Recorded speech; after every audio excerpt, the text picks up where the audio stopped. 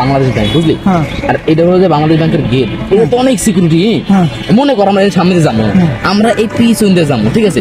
আর এই যে গেল মেশিনটা, এই যে সব টাকা টাকা টাকা কি টাকা আর টাকা আমরা এখান থেকে ঢুকুন, দেওয়াল ভাঙবো প্রথমে, কেউ কিন্তু চেয়ার পাইবে না, ওর কেউ টের পাইবে না, ওর বোম দিয়ে ওরা টের পাইবে না, সাইলেন্ট।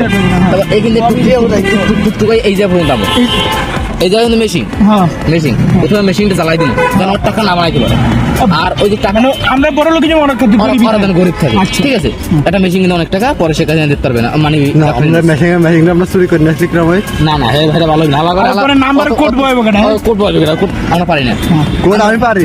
আরে কোথা ফোন লাগে, যদি মনে কর আমরা একবার চুরি করে মেশিনে পুরাইলে না, ওই কোড আর হ্যাক করতে পারবো, কত কোডের টাকাটা ছিল, জ্ঞান বুদ্ধি রাখ।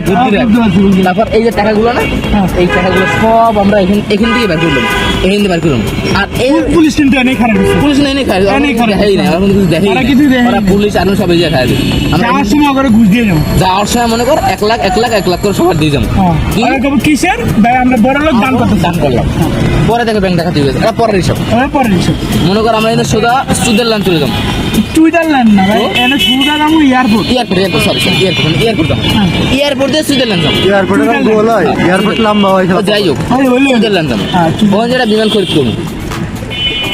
আরে বিমান কিনো, ঘোরা লাগবে না, ইঞ্জের টাকা ভাঙবো।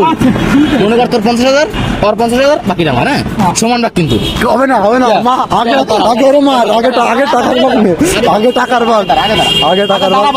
টাকার ভাগ দে।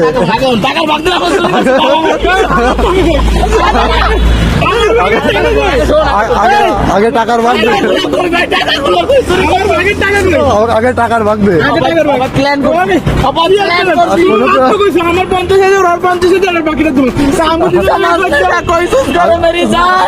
আগে টাকার ভাগ দে। টাকা তারা বুকিং করে